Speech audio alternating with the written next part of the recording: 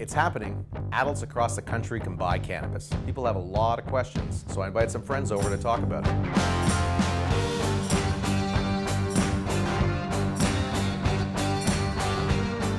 Joining me today is Bob Yaciuk, leader of the Trillium Party. And allow the private sector to jump into the regulated market. Tracy Curley, patient advocate. I don't expect the world to ban sugar just because it'll kill me. And Derek Ogden, ex-RCMP drug enforcement. It's the role we play in government is to enforce the rules of government, right? I'm Chuck Rifici, and we're talking the biz.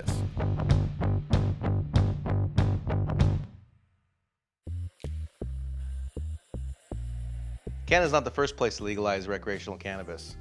How do we compare to other places? Uruguay is going to do a much better job of getting rid of the black market than Canada is.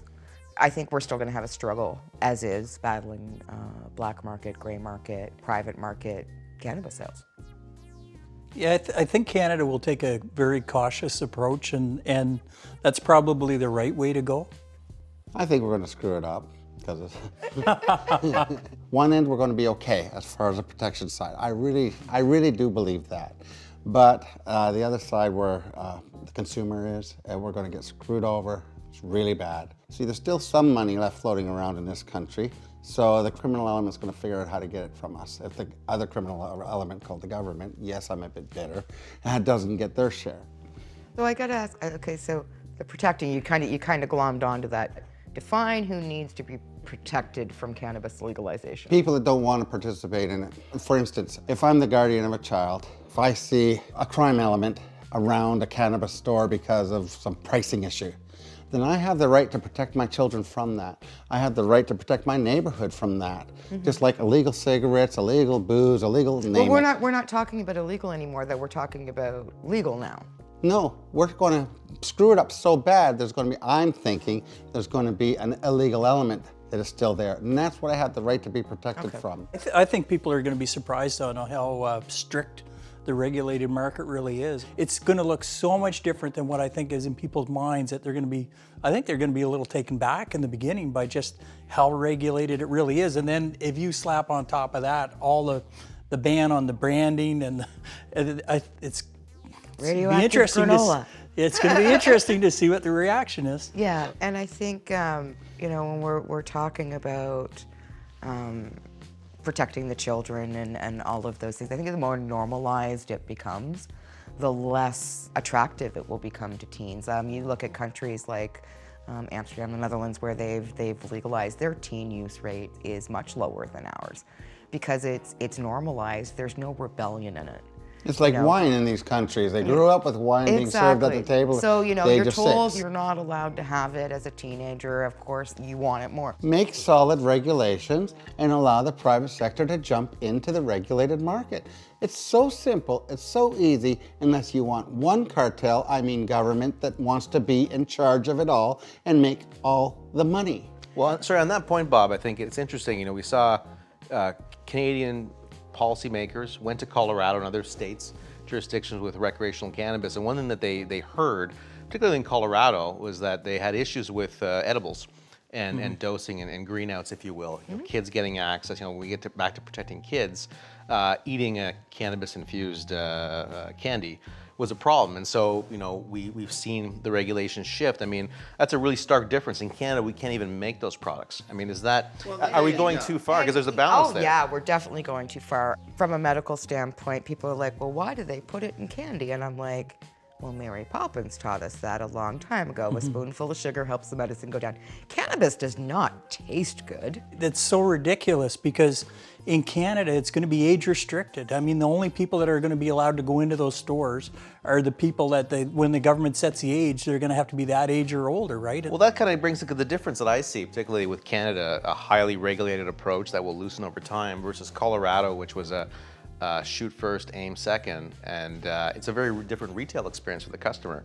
I think the black market still exists a little bit in Colorado, but you know, is it a trade-off between black market and I think and we're safety? actually both going to make the same mistake, is because they didn't have the education rolled out in time either. The idea that we don't have an education platform to tell people what the new laws are, that we don't have that ready, even federally, yet province by province, I think that's concerning. I think that's the same pitfall that Colorado makes that we're making. Well, you know, in Colorado now, you see, you know, in stores pamphlets talk about edibles and go low and slow. People don't know their tolerances. I mean, that's certainly an area. So I think we certainly can learn. But do you think, I mean, do you think Colorado, or I don't know if you've been to other jurisdictions, any of you, do you think other places have gotten parts of it better than we have? I would love to see, you know, police officers this 420 across the country going around giving people bags of Doritos with the new pot laws on them like they did in Seattle. I think that was a great initiative. Instead of being adversarial, be part of the community and solve a couple problems and it certainly, you know, especially considering, you know, Toronto and Ontario with all the raids that have happened on dispensaries, it certainly helped bridge a gap between police officers and cannabis consumers. Derek, from a law enforcement perspective, do you see differences from Canada and the US, you know, with the drug war propaganda, Nixon and Reagan eras? Do you think law enforcement has a tougher time, or has had a tougher time transitioning in places like Colorado, Washington, California, versus kind of the mentality of law enforcement here, going from enforcement to, you know, handing out munchies? Yeah, that's a good question. They probably have. I think especially on the federal level, they're a lot more entrenched, and of course it's still under Schedule 1, and they're probably back 5 years from where policing would be here in Canada. What I'm most curious about is what we've seen with the dispensary raids and all the charges, that most of the people that have been charged with trafficking crimes in Ontario, their charges have been dropped. So what I'm kind of curious as to see is what's going to happen, whether or not any of those laws are going to become unenforceable through the courts, if the judges are just going to refuse to enforce them. Well, on that, I mean, I think we're already seeing, it is a key difference where having a full federal system in Canada, we are seeing the courts kind of saying, why are we enforcing this? That you wouldn't have happen in the US. A legal dispensary operator in Colorado that's going outside of the regulated system is probably facing a lot more risk than someone running a shop in Toronto or Vancouver. Without a doubt. That's just Absolutely. attitude, right? Yeah. And sometimes it's the laziness of a bureaucrat as well. I think one thing we've seen, because the changes in Canada have gone through the courts and through civil disobedience, we've seen law enforcement and activists really, you know, essentially butting heads over time. I think that lingers. Is there a memory of that?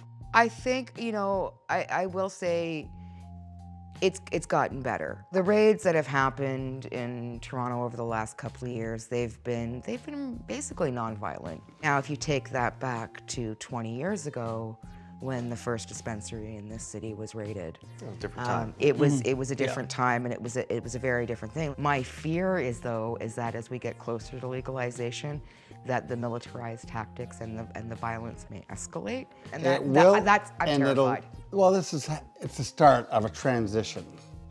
The people who initiated this transition are going to be crushed. They're going to be crushed.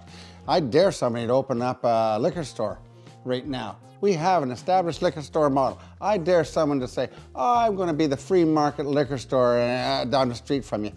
As soon as the line's been drawn, the people that open the line was drawn 5 years no, ago. it Bob. wasn't. There's gray area right now. There's all kinds of gray area. That's pretty interesting, Bob. No, there was gray area 5 years ago. Now the government has made it very clear there is no gray Exactly. area. The gray's going to disappear. And There's there's still a black and white. dispensary out there that is open right now, and I can point to many of them. lots. Well, that But store, nobody's looking at them as gray anymore. point to a liquor store, one that's out there that's not government run.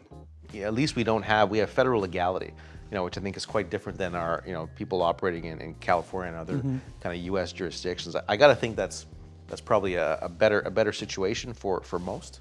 Much better, and it was much better out of the gate with medicinal, and I think it'll be much better for the legal regulated market as well. And that's, you know, that my issue with the medical program, and part of the reason the medical program didn't work, and my issue with enforcement of the cannabis law has always been that disparity, is if you lived in Newfoundland, you were going to jail. If you lived in Vancouver, it was a Tuesday.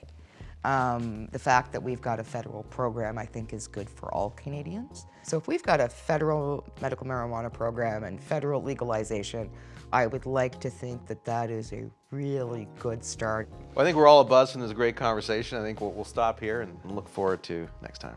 Thank you very much, Chuck. Thanks, Chuck.